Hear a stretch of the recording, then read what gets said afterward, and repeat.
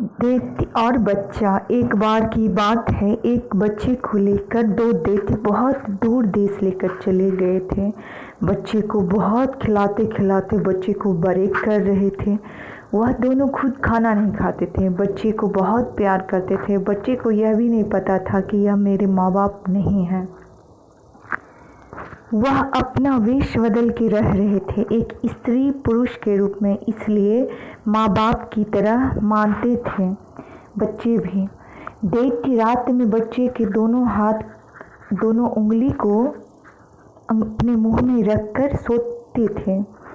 एक दिन बच्चे ने सोचा, यह मुझे खाना खिलाते हैं लेकिन खुद क्या खाते हैं, देखता हूँ।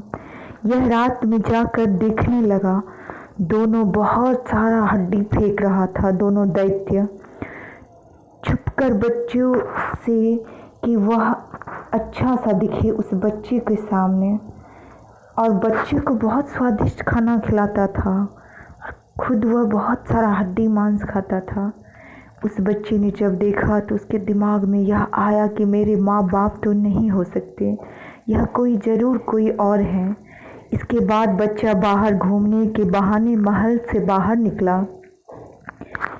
एक दुकानदार से पूछा, बाबा जी किसका घर है? मेरा घर तो नहीं लग रहा, मेरे माँ बाप के जैसे दिखते हैं लेकिन मेरे माँ बाप तो नहीं हैं। तब उस दुकानदार ने कहा, बच्चे वह दोनों दैत्य हैं, ऐसे ही बच्चे को लाते हैं पकड़कर, उनके माँ बाप की तरह रहते हैं और फिर उसे बड़ा करके उसे खा जाते हैं। जब बच्चे को यह बात समझ आई तो उसने फिर कहा, मैं कैसे यहाँ से भाग जाऊँ? बूढ़े दुकानदार ने कहा, एक रास्ता है बच्चा, अगर तुम करना चाहो तो कर सकते हो।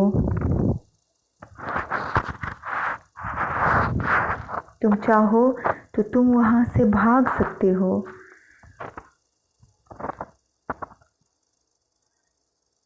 उस दैत्य के पास 2 घोड़े हैं। एक घोड़ा 50 कोस में जाके रुक जाता है और दूसरा घोड़ा 100 कोस में जाकर रुक जाता है, और तुम अपने अंगूठे के नाप के अनुसार सुनार की दुकान पर जाकर 2 अंगूठा बनवा लो।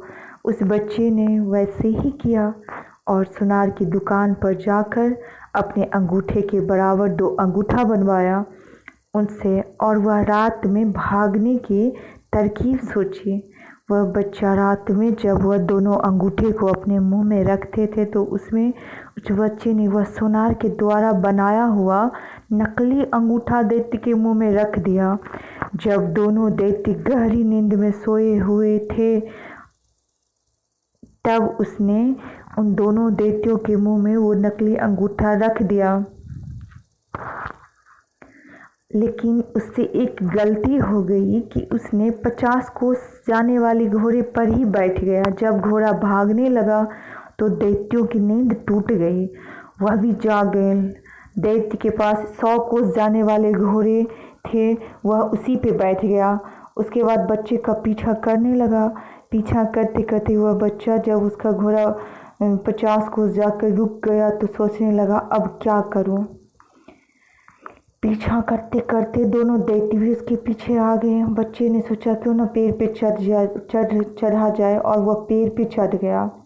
जैसे ही दोनों दैत्य उसके साथ पेड़ पर चढ़ने लगे तो उसे पकड़ने के लिए बच्चा पेड़ से कूदा और 100 कोस जाने वाले घोड़े पर चढ़ गया और वहाँ से हमेशा के लिए भाग गया।